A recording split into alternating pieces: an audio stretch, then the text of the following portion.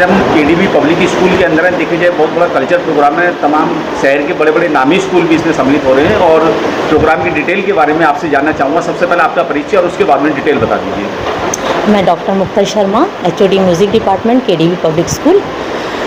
ये आज का हमारा programme vibration 2025 on the occasion of world dance day के उपलक्ष्य में है। ये हमारा एनुअल फीचर है और इंटर स्कूल डांस कंपटीशन हम हर साल इस ओकेज़न पर करते आ रहे हैं। आज का जो वर्ल्ड डांस डे हमारा सेलिब्रेशन है वो आज के दिन हम करने जा रहे हैं, जिसमें 10 स्कूल गाज़ियाबाद और एनसीआर के 10 स्कूल पार्टिसिपेट कर रहे हैं। हम लोग as an host KDB school इसमें पार्टिसिपेट कर रहा है और इस बार का हमारा थीम है ओपन कैनवास, यानी अपनी इच्छा से हम किसी भी टॉपिक पर अपनी परफॉर्मेंस को प्रस्तुत कर सकते हैं। जैसे कि अभी आपने बात किया कि 10 स्कूल इसमें पार्टिसिपेट कर रहे हैं, तो क्या जानकारी देंगे हमारे दर्शकों को कौन कौन से स्कूल इसमें पार्टिसिपेट कर रहे हैं और कौन कौन सी क्लास के बच्चे भी होंगे उसमें? वाइब्रेशन में 8th क्लास ऑनवर्ड्स 8 to 12 के बच्चे पार्टिसिपेट करते हैं हर साल। इस साल भी यही कैटेगरी रखी गई है और चौधरी छबिल दास हमारा गाज़ियाबाद का प्रतिष्ठित स्कूल है, उत्तम स्कूल है और DPS Dasna, platinum school, step up school और ठाकुर द्वारा उत्तम स्कूल फॉर गर्ल्स आज के प्रोग्राम में पार्टिसिपेट कर रहे हैं। मुख्य कार्यक्रम का जो आकर्षण है वो किसके ऊपर फोकस रहेगा? ये तो टॉप सीक्रेट है, अभी प्रोग्राम स्टार्ट होगा, आप देखिएगा। जी चलिए, ठीक है, thank you. Thank you, thank you. Madam, आज देखा जाए केडीबी पब्लिक स्कूल में हम लोग आए हुए हैं और देखा जाए तो इस प्रोग्राम मतलब स्कूल के अंदर जो है एक एनुअल फंक्शन आज किया जा रहा है। क्या डिटेल है उसके बारे में जानना चाहेंगे। सबसे पहले तो आपका परिचय मैं जानना चाहूँगा। मैं Nivedita Rana, principal KDB public school. और हमारे यहाँ ये जो प्रोग्राम है एनुअल फीचर ज़रूर है, 25 साल हो गए करीब हमें इसे करते हुए।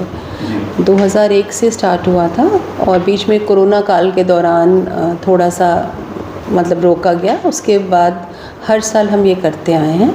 एक एनुअल फीचर बन गया है। इसमें स्कूल्स का पार्टिसिपेशन होता है, अलग अलग थीम्स दी जाती हैं और बच्चे उन थीम के आधार पर अपने जो उनके डांस टीचर्स होते हैं उन्हें तैयार करते हैं और फिर वहाँ पे परफॉर्मेंसेस होती हैं। तो मैडम, बच्चों को जो ये कल्चर प्रोग्राम है इसमें किसी तरीके से अवेयर किया जाता है कि पर्यावरण के प्रति, या देखिए थीम्स होती हैं अलग अलग। कभी हम पर्यावरण को लेते हैं, कभी इस बार हमने ओपन कैनवास लिया है।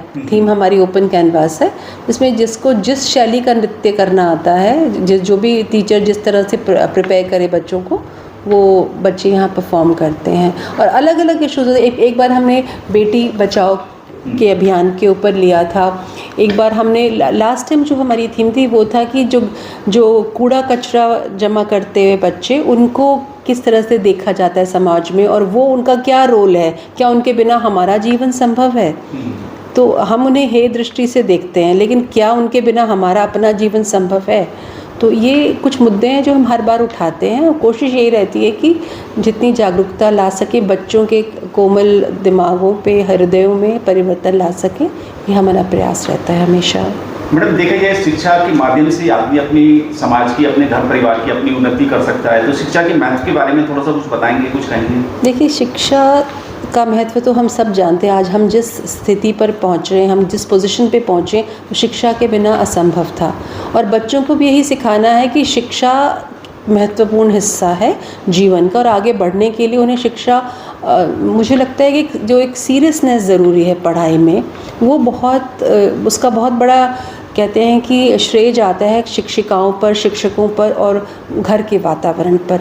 तो ये सारी चीज़ें मिलकर माहौल पैदा करती हैं और एक अच्छा जो बच्चा पढ़ता है उसे जीवन में अच्छा मौके मिलते हैं, अच्छा कार्य करने की क्षमता उसमें पैदा होती है। तो हम यहाँ पर हर तरह की शिक्षा का प्रयास करते हैं देने का। हॉलिस्टिक डेवलपमेंट की बात करते हैं कि सर्वगुण बच्चे को बनाकर यहाँ से भेजें, हमारी ये चेष्टा रहती है। मैडम, जिस तरीके से देखा जाए महिलाएं आज जो है सभी क्षेत्र में काम कर रही है, एक फाइटर प्लेन उड़ाने से लेकर देश की राष्ट्रपति तक हैं जी, तो क्या बच्चों को भी इस तरीके से अवेयर किया जाता है अपने केडीबी पब्लिक स्कूल में कि आपको आगे क्या बनना है? बिल्कुल अवेयर किया जाता है। सबसे पहले हमें ये सिखाना पड़ता है कि आप बराबर हैं, चाहे वो लड़का हो चाहे वो लड़की हो, आप दोनों ही बराबर हैं, किसी से कोई कम नहीं है।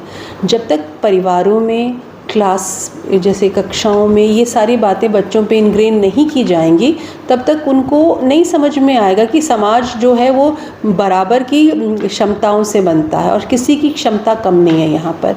जब आप देखते हैं आज जब हमारी 2 आर्मी और नेवी की ऑफिसर्स ने पूरे देश को संबोधित किया तो कितने गर्व से हम फूल गए, कितनी गर्व होने का वो मोमेंट था हमारे लिए। हम अपने बच्चों को भी ये सिखाते हैं कि अपनी बहनों को, अपनी माँओं को, अपने क्लासमेट्स को रिस्पेक्ट दें। रिस्पेक्ट बहुत ज़रूरी है और बच्चों को ये भावना उनमें समझ आनी चाहिए कि हमें बराबरी का दर्जा मिला है, कोई किसी से ऊंचा या नीचा नहीं है।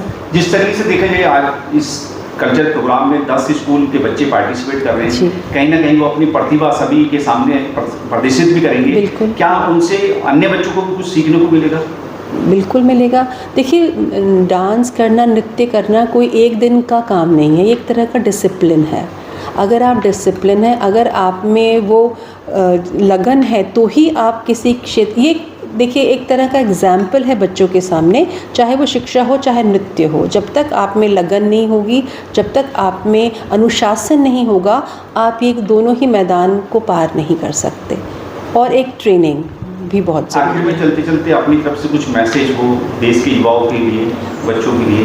मैं तो यही कहती हूँ कि हमेशा यही कहती हूँ कि सोशल मीडिया से दूरी बनाएं, अपना व्यक्तित्व उभारें, अपनी क्षमताओं को पहचानें और उसी दिशा में काम करें। क्योंकि लोग सोशल मीडिया से प्रभावित होकर बहुत सारी चीज़ें करते हैं जो कि उनकी खलल डालता है उनके जीवन में, उनकी पढ़ाई की क्षमता पे। ठीक है, thank you. Thank you so much. Thank you.